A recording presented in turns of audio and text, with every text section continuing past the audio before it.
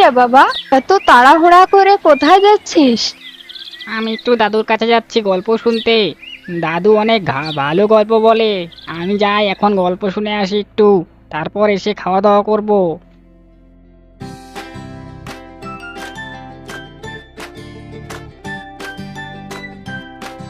কি রে দাদু ভাই, তুই এসেছিস?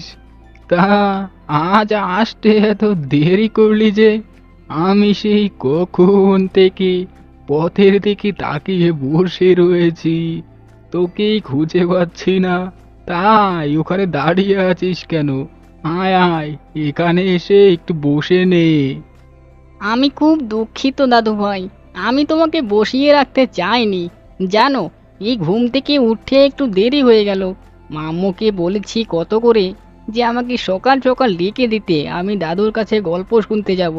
কিছুতেই আমাকে সকালবেলা উঠতে দেয় না, কি করব বলো? আচ্ছা আচ্ছা, হয়েছে। আর মনের দুঃখ প্রকাশ করতে হবে না। আয় আয়, এখানে এবার একটু এসে বস তো দেখি। আয়, তোকে আজকে মজার গল্প শোনাবো। এই তো আমি বসে পড়েছি।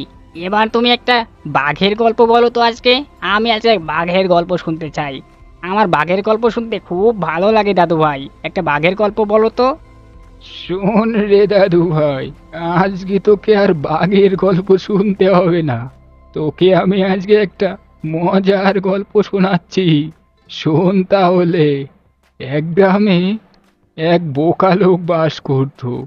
সে একদিন রাতের বেলায় ভাবলো, সে যদি না খেয়ে ঘুমিয়ে পড়ে তাহলে পরের দিন সকালে অনেক শক্তিশালী হয়ে উঠবে। আর সে তাই ঠিক করলো। সে না খেয়েই ঘুমিয়ে পড়লো।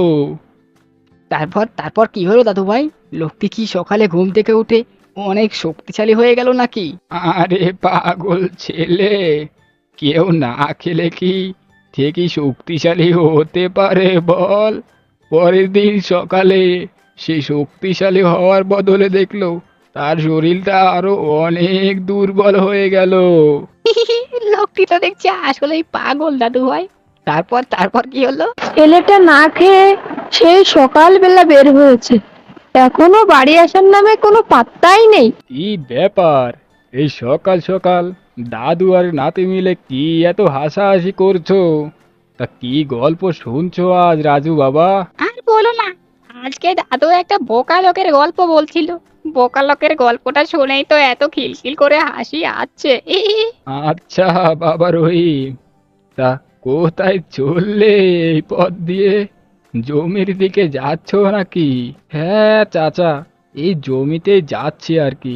এই জমিটা একটু চাষ দিতে হবে তো, তাই গিয়ে দেখি জমিটার কি অবস্থা। আচ্ছা বাবা, যাও তাহলে, ভালোভাবে কাজ কাম করো। আচ্ছা দাদু, আমিও তাহলে বাড়িতে যাই। মা বাড়ি থেকে অনেক চিন্তা করবে, অনেক বেলা হলো তো। আচ্ছা দাদু ভাই, যাও তাহলে, আমিও দেখি একটু হেঁটে আসি।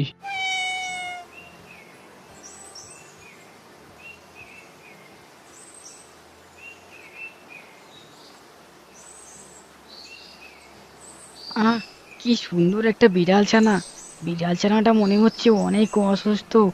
যাই, বিড়াল ছানাটাকে আমাদের বাড়িতে নিয়ে যাই।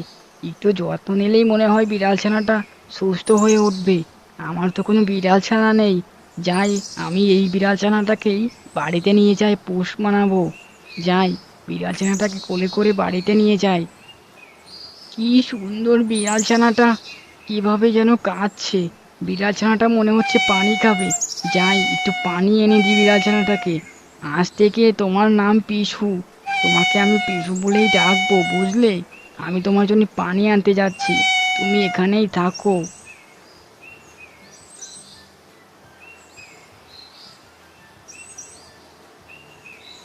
এই নাও পিছু, পানি খেয়ে নাও। তুমি পানি খাবে মনে হচ্ছে, এই নাও পানি খেয়ে নাও।